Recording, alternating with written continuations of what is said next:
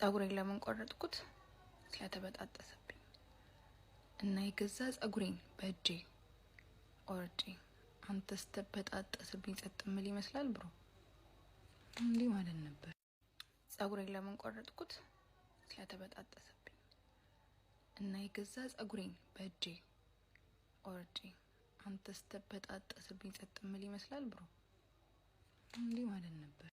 ሬቻ ተሰብሮ አዲስ ገዝቻለሁ ፍሬንም ቢብሎኝ ዛሬ አሰርቻለሁ።